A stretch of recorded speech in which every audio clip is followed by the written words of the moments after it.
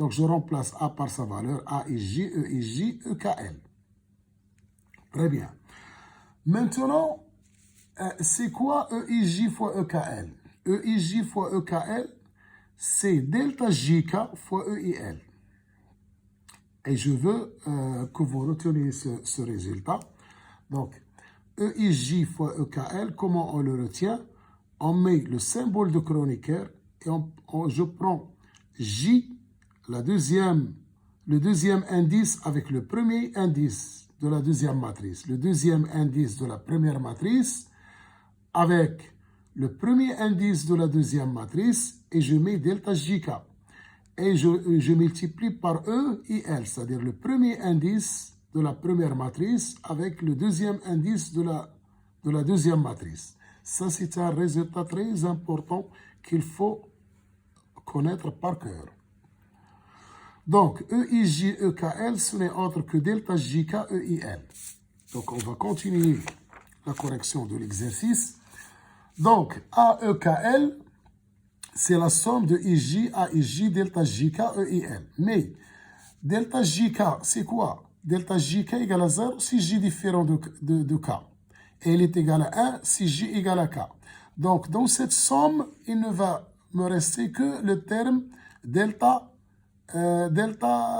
KK. C'est-à-dire J égale à K. Donc, je vais fixer J égale à K. On aura A et K, E, I, L. Et bien sûr, on va faire la somme sur I, puisque J était fixé à K. Et on aura A fois EKL. Pardon, A fois EKL, ce n'est autre que la somme de A et K, E, I, L, qui est égale à A fois EKL. Donc ça, c'est la première relation.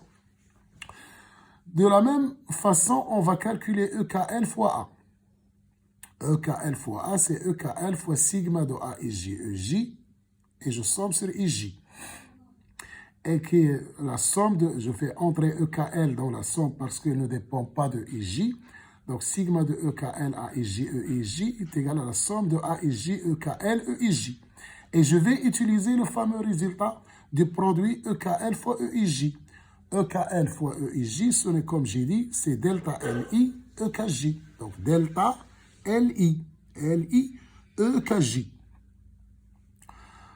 Voilà, donc c'est sigma de A et J, delta LI, EKJ. Et bien sûr, cette somme, elle est nulle si L est différent de I. Donc, il va rester que ALJ. Donc, j'ai remplacé I par L. Donc, I est égal à L. J, EKJ. Et bien sûr, cette fois, je vais sommer sur J. C'est J qui reste dans la somme. Donc, sigma de J allant de 1 à N de ALJ, EKJ. Et maintenant, je vais faire l'égalité AEKL égale à EKL fois A.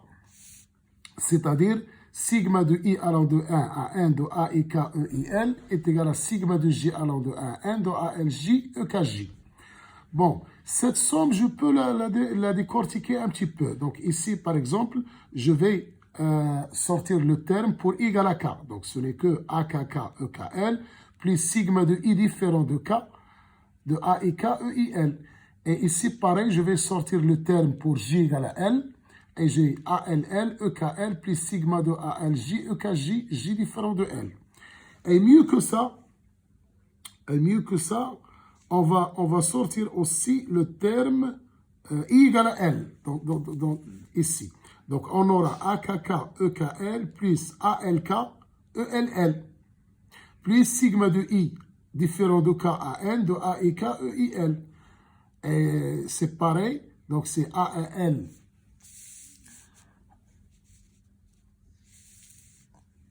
Pardon, je vous ai caché ce que je faisais.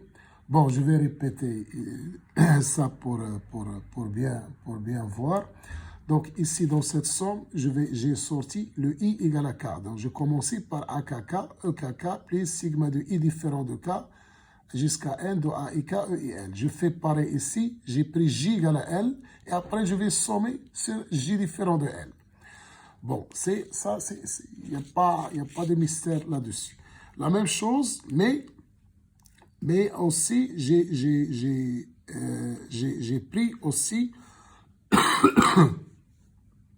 le I égale à L.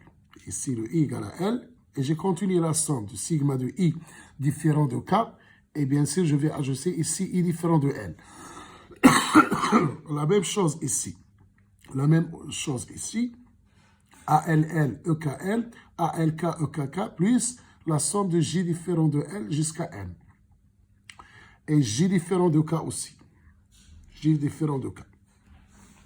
Et maintenant, je vais exploiter cette égalité en disant que la famille EIJ est une base de Mn de R. Donc, en particulier, c'est une famille libre. Donc, dans ce cas, qu'est-ce que nous avons? Dans ce cas, nous avons que AKK égale à ALL. Pourquoi ça? Parce que j'ai ce terme ici et j'ai ce terme ici et j'ai le terme ici qui est EKL, EKL. Donc forcément, j'ai AKK égale à AL. Et pour les L qui sont différents de K,